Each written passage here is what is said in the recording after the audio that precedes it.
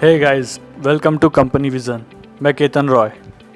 आज की इस वीडियो में जानेंगे गेम स्टॉप में हुए इवेंट के बारे में, जिसमें कुछ रेडिटर और आम इन्वेस्टर मिलकर गेम स्टॉप के शेयर प्राइस को मात्र $3 से $300 पे पहुंचा देते और कैसे रेडिटर शॉर्ट स्क्वीज करके एक तरफ बहुत सारा पैसा कमाते और दूसरी तरफ लोगों के पैसा लूटने वाले बैंक और हेज फंड को पूरी तरीके से बर्बाद कर देते। और देखेंगे इसमें इलॉन मस्क का क्या रोल था। अमेरिका में 1984 में हार्वर्ड बिजनेस स्कूल के दो स्टूडेंट जेम एम सिगुरी और गैरी एम कुसिन मिलकर वीडियो गेम और सॉफ्टवेयर सेल्स करने वाली कंपनी चार्ल्स बेवेज की स्थापना करते हैं। आगे चल के चार्ल्स बेवेज को सॉफ्टवेयर ईटीसी कंपनी में मर्ज करके एक नए retail group neo star retail group की स्थापना करते हैं, पर कंपनी ज़्यादा कुछ कमाल नहीं कर पाती है और धीरे धीरे डिक्लाइन होने लगती है। यही देखते हुए गैरी कुसिन कंपनी को छोड़कर चले जाते हैं और एक साल बाद कंपनी बैंकक्रप्ट हो जाती है, जिसे आगे चलकर रेनॉल्ड रियो खरीद लेते हैं और यहीं से शुरुआत होती गेम स्टॉप ब्रांड की। इसमें आगे चलकर गेम स्टॉप स्टोर और वेबसाइट लॉन्च करी जाती है, जिसमें कि वीडियो गेम एसेसरी और वीडियो गेम सेल किए जाते थे। जहां 2002 में .com बबल की वजह से सारा यूएस मार्केट गिर रहा था, ऐसे समय में कंपनी अपना आईपीओ लाकर शेयर बाजार से पैसे जुटाती है, जो कंपनी के लिए एक बहुत ही बड़ी बात होती है। इसके बाद कंपनी लगातार ग्रोथ दिखाती है और यूएसए की सबसे बड़ी वीडियो गेम और वीडियो गेम एसेसरी बेचने वाली कंपनी बन जाती है। लेकिन 2015 के बाद से पूरे विश्व में डिजिटलाइजेशन बहुत ही स्पीड से होता है। अब लोग स्टोर विजिट करने से अच्छा ऑनलाइन वीडियो गेम परचेस करने लगते हैं और कंपनी का एक बहुत ही बड़ा रेवेन्यू आता है एक्सबॉक्स, प्ले स्टेशन और निंटेंडो की वीडियो गेम सेल करके। लेकिन ये सारी कंपनी भी अपनी ऑनलाइन सर्विसेज प्रोवाइड करना स्टार्ट कर देती है, जिससे कि गेम स्टॉप को लॉस होने लगता है। कंपनी आगे ब्रिंग मोबाइल को खरीद लेती, जो कि उसके नुकसान का एक बहुत बड़ा कारण बनता है। कंपनी का बहुत ही बड़ा प्रॉफिट आता था रेंटेड सीडी की वजह से, लेकिन कंपनी के जो गेम थे वो धीरे धीरे आउटडेटेड होने लगे थे और कंपनी धीरे धीरे लॉस में जाते जा रही थी। और कंपनी का शेयर जहां 2015 में 45 पे था, वो 2020 में केवल मात्र $4 पर आ जाता है। पिछले कुछ सालों से गेम स्टॉप में पैसा लगाने वाले आम इन्वेस्टर को बहुत ही ज़्यादा नुकसान होता है, लेकिन जहां पे आम इन्वेस्टर पैसा कमा रहे थे, वहीं कहीं ना कहीं बैंक और हेज फंड अभी भी इसमें शॉर्ट सेलिंग करके पैसा बना रहे थे। शॉर्ट सेलिंग समझने के लिए आपको स्टॉक मार्केट के बेसिक कॉन्सेप्ट को समझना पड़ेगा। स्टॉक मार्केट में आप दो तरीके से पैसा कमा सकते हैं, पहला तो बाय करके और दूसरा शॉर्ट सेल करके।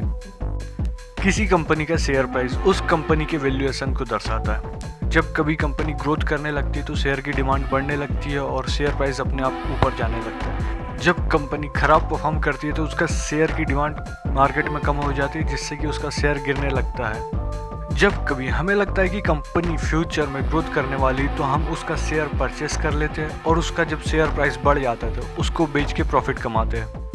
शेयर हमेशा कंपनी के ओरिजिनल वैल्यू पर रहना चाहिए, लेकिन स्टॉक मार्केट में केवल यदि बाइंग ही होती तो शेयर उसकी वैल्यू से अधिक ही होता।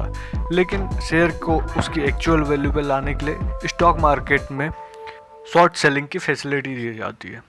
इसमें जब हमें लगता है कि कंपनी का शेयर आने वाले समय में गिरने वाला है, तो हम किसी से कंपनी का शेयर उधार ले लेते हैं और इसे स्टॉक मार्केट में जाके बेच देते हैं।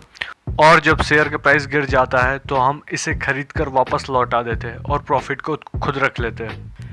इसी चीज़ का कुछ बैंक, हेज फंड और बड़े बड़े ट्रेडर गलत फ़ायदा उठाते हैं।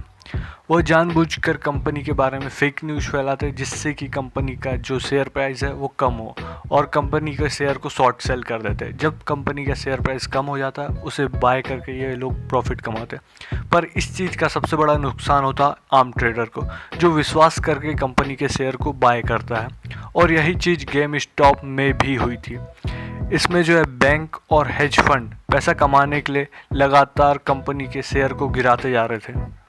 और यही देखते हुए यूट्यूबर केथी लोगों को समझाने की कोशिश करती है कि किस तरीके से बैंक और हेज फंड प्रॉफिट कमाने के लिए कंपनी के शेयर को लगातार गिराते जा रहे हैं, जबकि कंपनी जो है इतना भी बुरा परफॉर्म नहीं कर रही है। वो कंपनी के शेयर को परचेस करते हैं और लोगों से भी कंपनी के शेयर को परचेस करने के लिए कहते हैं। जैम रोगोजिंस्की एक बहुत ही बड़े रेडिटर होते हैं, जो अपने Reddit page Wall Street Bets पर डेली बेसिस पे ट्रेडिंग टिप्स और एडवाइस दिया करते हैं। उसे पता चलता है कि कुछ बैंक और हेज फंड ने बहुत ही बड़ी क्वांटिटी में शॉर्ट सेल करके रखा है।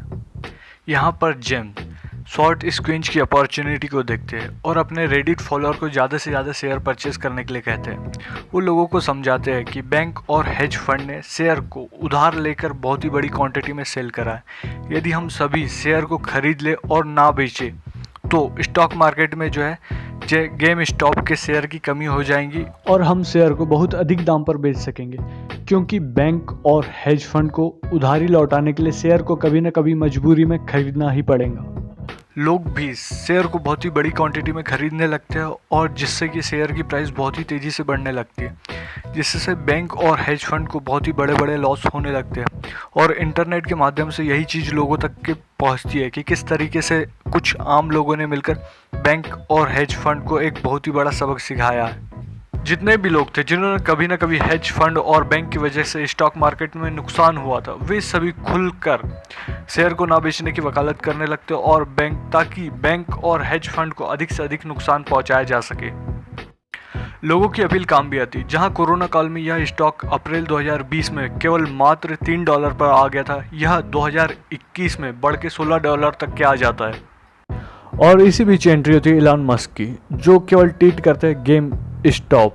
इसके बाद तो शेयर प्राइस स्काई रॉकेट हो जाता है। कहा जाता है कि यह वही बैंक और हेज फंड थे जिन्होंने कि टेस्ला के शेयर को गिराने की कोशिश करी थी और उसके इन्वेस्टर को भारी नुकसान पहुंचाया था।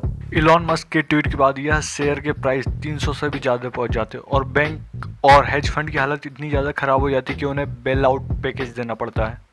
बैंक और हेज फंड की हालत इतनी ख़राब हो जाती है कि अमेरिकी गवर्नमेंट को बैंक और हेज फंड के बचाव में आना पड़ता है और कुछ दिनों के लिए गेम स्टॉप में बाइंग को स्टॉप कर देते हैं।